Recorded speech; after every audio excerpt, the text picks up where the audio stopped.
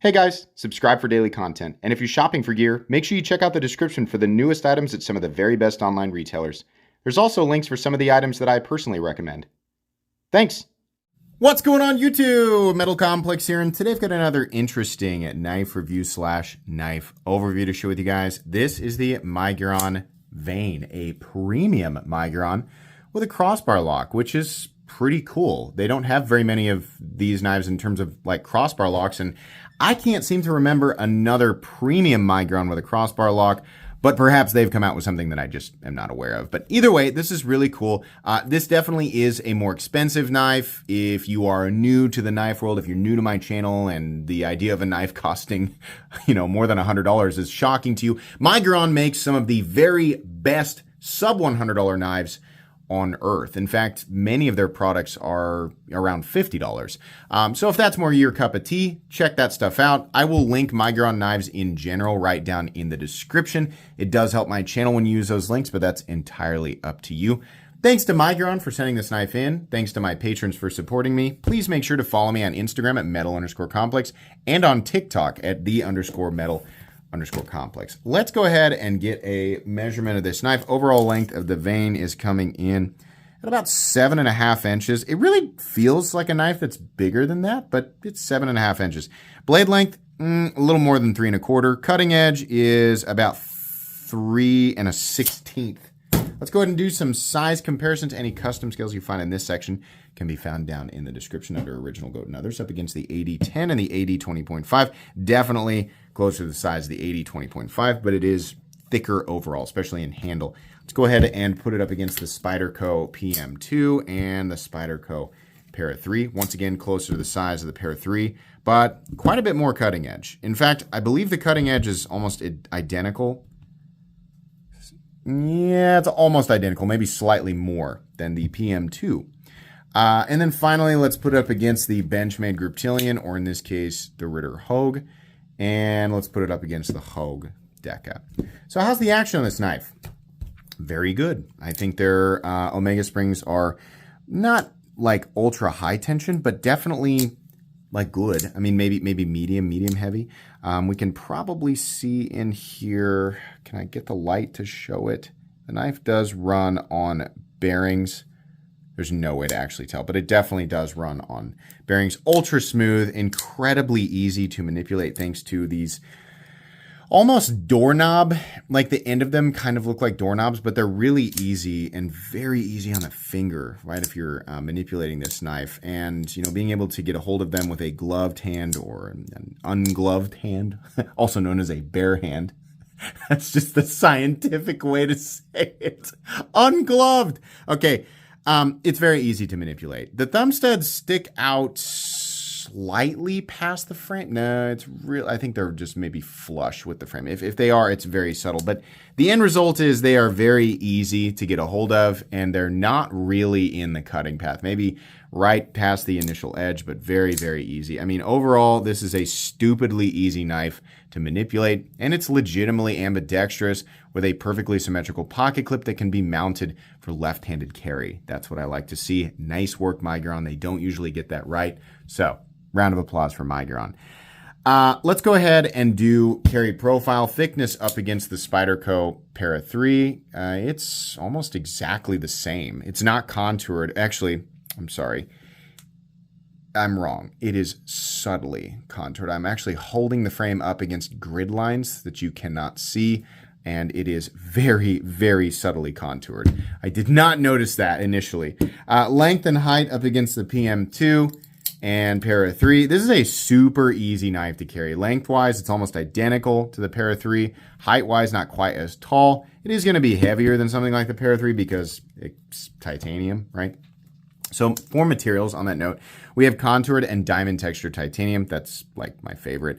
You do have some nested steel liners because of the nature of the lock. They could have done a cartridge, but they didn't do a cartridge because then you would have a screw in the middle of the frame, which is annoying. Benchmade. I'm sorry. I like Benchmade knives. It's just like all of them, It's like, screw, like just, whoa, holy moly, right? Oh, that's nice. We just have a screw back here holding in the liner that goes all the way to the back of the knife, which is fine. It makes disassembly of something that's slightly frustrating to disassemble a little bit easier. So I'm all for that quality of life. We have steel liners anyways. We have steel liners with a little tiny bit of weight reduction in the titanium. The steel liner is not like outlining the frame perfectly. It's kind of a tab that goes all the way down. So a little bit of weight reduction there. And then we have M390 that's hardened to 59 to 61. That's the industry standard. Would really like to see the whole industry move up to 60 to 61. If you're dropping below 60 on M390 in particular, it kind of kills the whole idea with M390. So lots of opinions on that stuff. Obviously, geometry plays a huge role in how a steel performs. But I can't think of a scenario where 59 M390 is justified, right? Some people would say, well, it improves toughness. And I'm going to say, well, if toughness is really important to you, then M390 is not the right steel. But the conversation there is much more complicated. So it's better left at, I wish Miguron would increase their hardness range from 59 to 61 to 60 to 62. And they are hardly the only company who's guilty of that. That's just my opinion. But anyways, the weight of this knife, let's go ahead and do that here real quick. The weight of this knife is coming in at 4.7 ounces, which is definitely on the heavier side for a knife that is, this length. Balance-wise, you're coming in back of the pivot, so it is definitely a little bit butt heavy, not anything insane. And because of this huge open index finger area, it really doesn't feel terrible, but you will be aware that this is a butt heavy knife. Some people are bothered by that and some people are not. Do what you will with that information. Let's go ahead and do a hardware check. As per usual, my tools are very inexpensive and very recommendable. You can find them right down in the section of my description that talks about the tools I use in this channel. Most of this is going to be T8. The pivot is a T8. The body screw, one, is a T8. And then we actually have T8 pocket clip screws, which is wonderful. Really, really great. This is a crossbar lock knife that utilizes Omega springs. Many of you watching my channel have disassembled knives like this a million times. You probably remember the first time. The first time you do something like this, it's a little bit frustrating. It is far from impossible. Hang in there. You can do it. What's most important is that you have the right tools for the job and you have a place to put the hardware. I would tape the blade off, especially, knives of this nature. Once you do it once, it's a lot like diving off the diving board. Then you can do it, a million times with a million different. They're not all exactly the same, but they're all equally slightly frustrating in the beginning. You can do it. So if you really want to, right tools for the job, a place to put your hardware, and you should be good to go. Let's go ahead and measure the blade stock thickness here, and then we'll move on into the meat and potatoes of the review. Blade stock thickness of this knife is coming in at 120 thousandths, so slightly on the thinner side. Okay, this is a very Miguron, and that might sound like a silly statement, but if you're familiar with Miguron, you know exactly what I'm talking about. They like to stay within specific design parameters. This handle shape has been used in some variation about 1 million times by them, but that's fine. It works. Honestly, it's very comfortable ergonomically. There's even a little choke up spot right here. I'd call this a single knuckle. And this little scoop ramp is kind of nice. I wish it was jimped. It's not, but okay. Not that really big of a deal. Not really that big of a deal.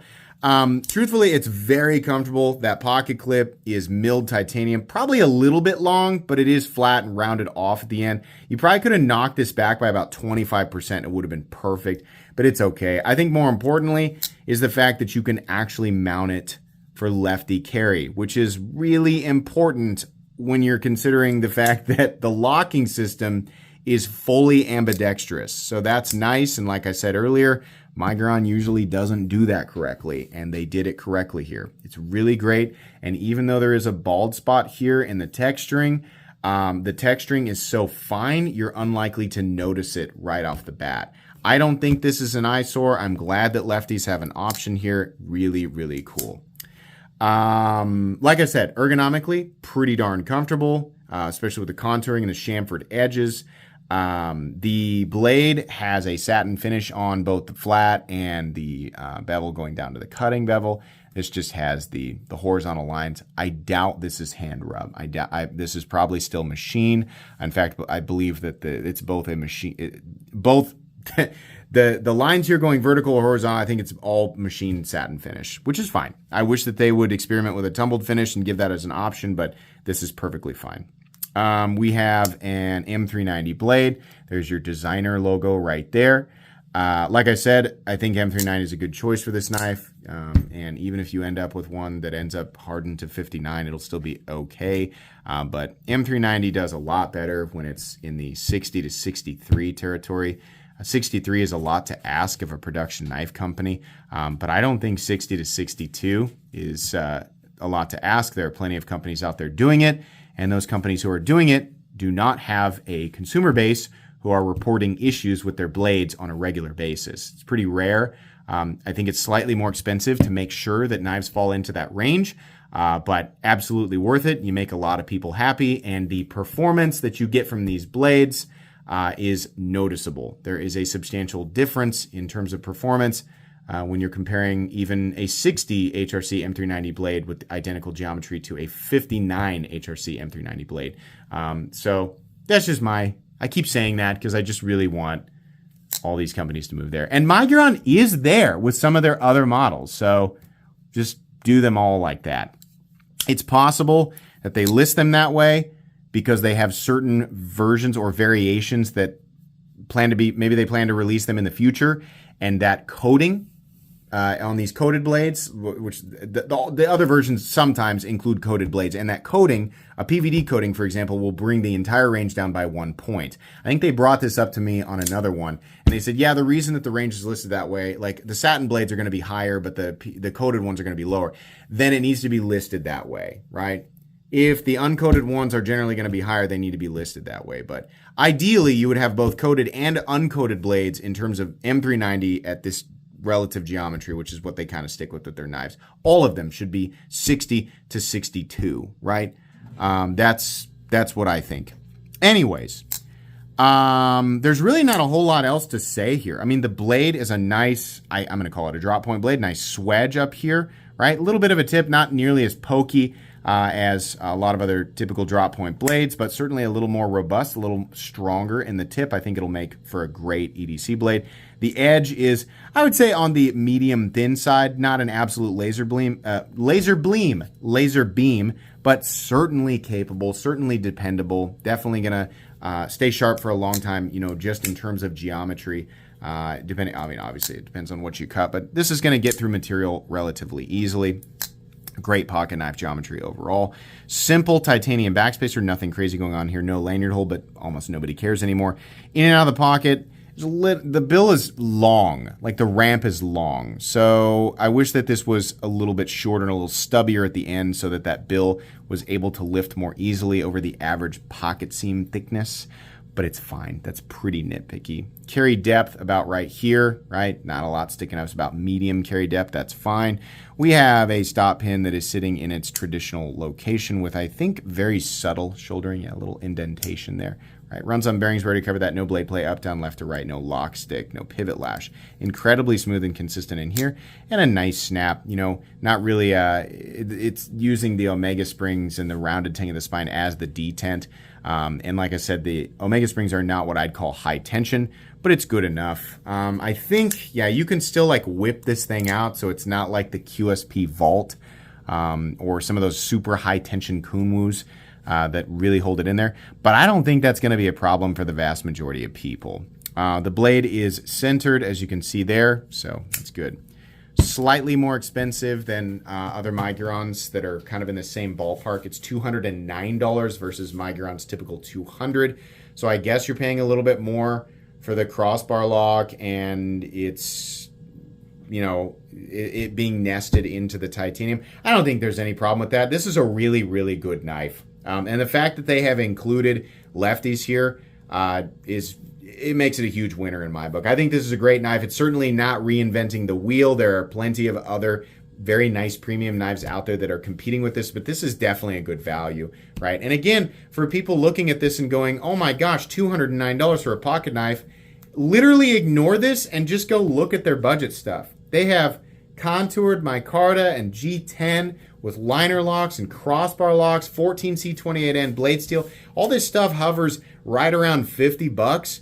excellent, excellent value. If you don't need titanium and M390, which is definitely what is causing this particular model to cost so much more than their budget counterparts, right? The reason I'm going into detail about this is because I know that there are a couple 100,000 of you who have discovered the knife world through my channel on YouTube Shorts, and you had no idea that knives get expensive.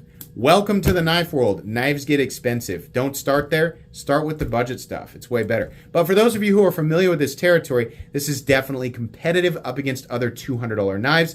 And to those people specifically, I recommend this knife. Definitely going to go in my recommended knives playlist. People were like, dang, he nailed me. I was about to type a big paragraph, but I feel like he knows exactly who I am. I do. Thanks so much for watching. Please make sure to follow me on Instagram at metal_complex and on TikTok at _metal_complex. If you enjoyed this video, leave a like. If you'd like to check out my other content, I do, of course, have lots of videos of knives that are either expensive or inexpensive that I do or don't like, so check those out. And if you enjoy all my content, go ahead and click on that Metal Complex logo right there and subscribe because there's definitely more coming. Thanks again for watching, everybody, and have a great day.